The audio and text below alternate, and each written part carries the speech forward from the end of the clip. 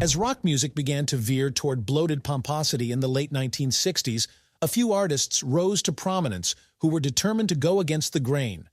They added darkness and rage to the mix and stretched the formula farther than listeners could have imagined at the beginning of the decade when the future seemed bright.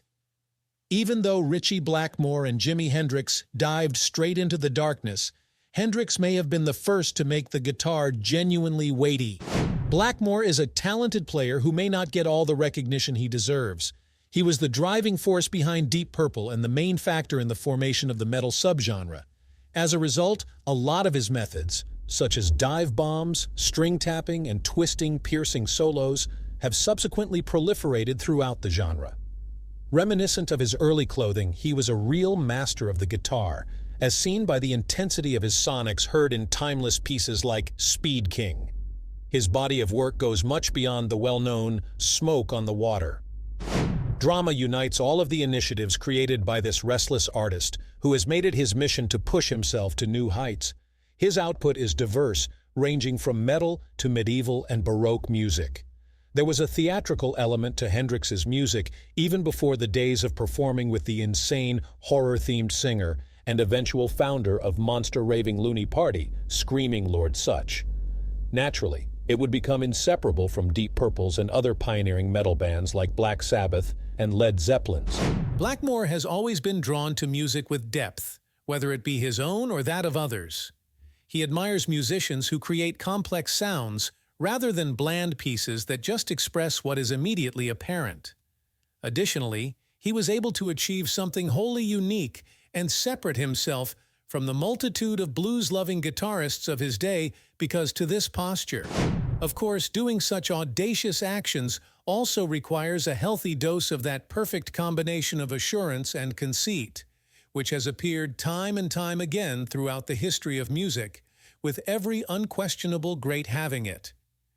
This also implies that Blackmore has criticized several of his well-known colleagues, such as the Rolling Stones, whom he views as idiots due to his unbridled personality. Blackmore gave one of the most insightful interviews of his career in 1978, talking to Trouser Press on anything from why he was better than the whole punk genre to what he searches for in music. The latter, in which he criticized one of the most renowned bands of all time for the kind of music they produce, was quite fascinating. He once said, "You have some very strange big groups in America." When questioned whether he was referring to Kiss, he unexpectedly claimed he was a fan of the disguised New Yorkers because they own up to their shortcomings as artists and don't give a damn about what other people think. "I'm talking about middle-of-the-road bands that come out with that lazy, laid-back cocaine beat," he said. "The DJs play it non-stop because they adore it."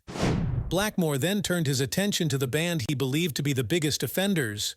Not the Eagles, which was a fitting description of a popular music genre at the time.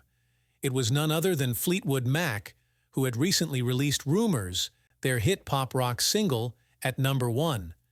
He loved them as individuals, but he wasn't into the extreme lack of energy in their music. There are, in fact, a lot of differences between his and their work. "Funny you should mention them," he chuckled. "Pleasant individuals, but I'm not sure I agree with what they're doing. However, there don't appear to be any reservations throughout the rest of America. It's turned into something mild, which bothers me. I like loud music with a dramatic or theatrical quality.